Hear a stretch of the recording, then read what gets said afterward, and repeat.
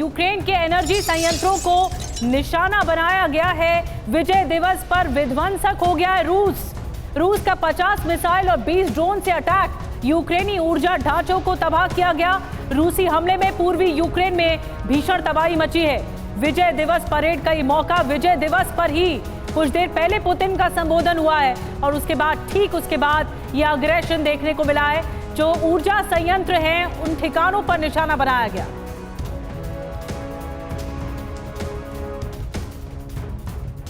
विजय दिवस पर विध्वंसक हो गया रूस और ये एक बहुत बड़ा प्लान के रूप में सामने आया है कि रूस रुकने वाला नहीं है। जैसे कुछ देर पहले मनीष कह रहे थे कि ये संबोधन में, पुतिन के संबोधन में इस बात के संकेत मिल गए।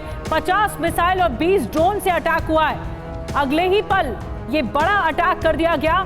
ये एक बड़ी रणनीति है रूस की। यूक्रेनी ऊर्जा संयंत्रों को निशाना बनाया गया है। सिंह सर, मैं चाहूंगी आप अगर कुछ इस पे ऐड ऑन करें। ये तो वहीं पर ही हमला बोल दिया गया क्योंकि पुतिन जानते हैं कि सबसे बड़ा जो खतरा है वो यूक्रेन है और वहीं पर ही अटैक हुआ। देखिए निधि, जितने भी स्पीकर्स इस सेशन में हमने बात की, हम सब सहमत हैं कि रूस की जो पोजीशन इस समय है वो ज़्यादा स्ट्रांग बन गई है। लड़ाई के मैदान में उसने काफ़ी अचीव किया है सक्सेस और उसको पूरा एक्सप्लॉइट करेगा। अभी रूस रुकेगा नहीं। और इसमें 2-3 चीज़ें स्ट्रेटेजिकली मैं बताता हूँ कि जो कि रूस को बहुत फ़ायदेमंद हैं। आप देख रहे हैं कि 5 सेंट्रल एशियन रिपब्लिक के जो प्रधान हैं, प्रेसिडेंट्स, वो सब हाजिर हैं आज की विक्ट्री डे परेड में। इसका मतलब कि जितना भी अमेरिका ने कोशिश किया कजाकिस्तान ऐसे देशों को अलग करने के लिए, इस समय फिर भी वो रूस के साथ शामिल हैं।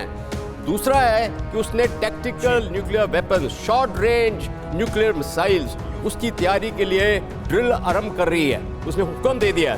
ये एक और उनको चेतावनी दे रहे। क्यों? क्योंकि नाटो के कुछ foot boots on ground Ukraine में आ गए हैं। अगर ऐसे होता रहा, नाटो आगे बढ़ा, तो ये भूल रहे ये देश, फ्रांस, जर्मनी, ब्रिटेन, कि उनके देश में ऐसी मिसाइल्स आ पड़ेंगी और जब युद्ध बढ़ेगा तो नेचुरली ये युद्ध वर्ल्ड वॉर तो नहीं मैं कहूँगा, बट यूरोपियन वॉर के लिए आगे बढ़ सकता है। इसलिए पुतिन ने बड़ी अच्छी वार्निंग दी है आज और मैं समझता हूं कि अमेरिका इसके ऊपर। और सर, जब आपने वर्ल्ड वॉर का जिक्र किया तो इसको लेकर एक बहुत बड़ी खबर आ रही विक्ट्री डे परेड से।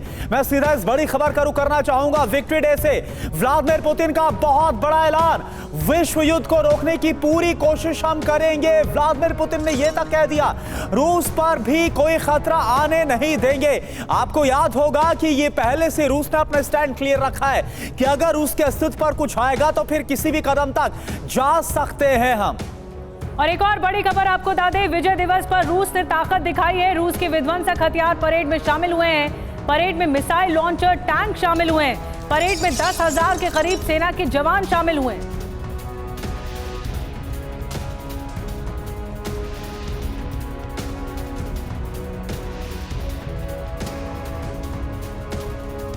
तो विजय दिवस पर व्लादिमीर पुतिन का बारूदी प्रदर्शन देखने को मिल रहा है। लगातार लाइव तस्वीरें आपको दिखा रहे हैं। रेड स्क्वायर पर क्या हो रहा है आप जानिए।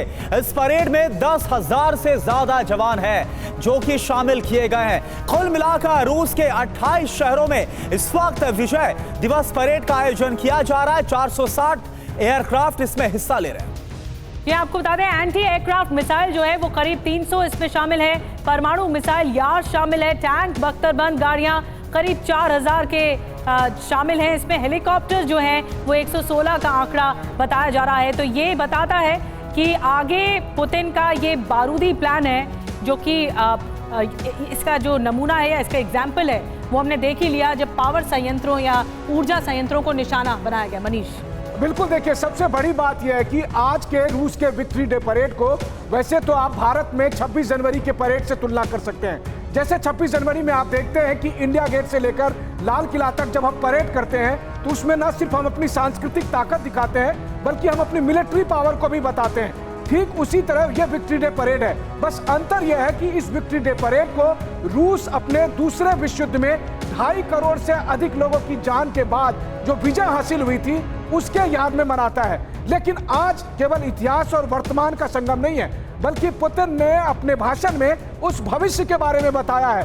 कि रूस आगे क्या करेगा, रूस यूक्रेन के युद्ध में क्या करेगा, रूस यूरोप के साथ क्या करेगा, रूस अमेरिका के साथ क्या करेगा। और इसीलिए साफ तौर पर एक सर्वोच्च कमांडर के तौर पर पुतिन ने यह बात कही है कि हम कोशिश करेंगे कि कोई ग्लोबल क्लास ना हो, हम कोशिश करेंगे कि युद्ध और आगे ना बढ़े, लेकिन हम रूस की रक्षा से रूस की रक्षा के प्रति प्रतिबद्ध हैं और हम इसीलिए रूस पर कोई आंच नहीं आने देंगे। देखिए, सबसे बड़ी बात यह है कि जब आप इस विक्ट्री डे परेड में यार्ड्स परमाणु मिसाइल को देखते हैं, जो इस वक्त टेलीविजन स्क्रीन पर हमारे दर्शक देख पा रहे होंगे, जब आप इसे देखते हैं तो दरअसल इसे दिखाने के बहाने रूस दुनिया को यह बता रहा है कि रूस के पास विध्वंस की कितनी बड़ी क्षमता है। लेकिन उसके बाद भी पुतिन ने, क्रेमलिन ने या रूस ने उस विध्वंस से खुद को दूरी बनाए रखा है, उसे मजबूर ना किया जाए। इस संदेश के साथ ही इस विक्ट्री डे परेड में मॉस्को की सड़कों पर यह विध्वंसक हथियार इस वक्त चल रहा है। बिल्कुल, और ये लाइव तस्वीरें भी हम आपको दिखा रहे हैं, रेड स्क्वायर की मॉस्को की तस्वीरें, और व्लादिमीर पुतिन को भी आप बार बार देख पा रहे हैं। और विजय दिवस यानी जो विक्ट्री डे है, इस पर रूस से एक और क्या बड़ी खबर आ रही है, ये भी आप जरा देखिए। रूस की ओर से यूक्रेनी सैटेलाइट सिस्टम के इस्तेमाल की आशंका जाहिर की गई है। इंटरनेशनल मीडिया की रिपोर्ट में बड़ा दावा किया गया है, रूस ने यूक्रेनी सैटेलाइट सिस्टम बड़ी संख्या में आयात किए हैं। ये जानकारी इस वक्त सामने आ रही, तो एक तरफ ये बड़ी खबर और साथ साथ ये लाइव कवरेज इस वक्त हम आपको दिखा रहे हैं रूस से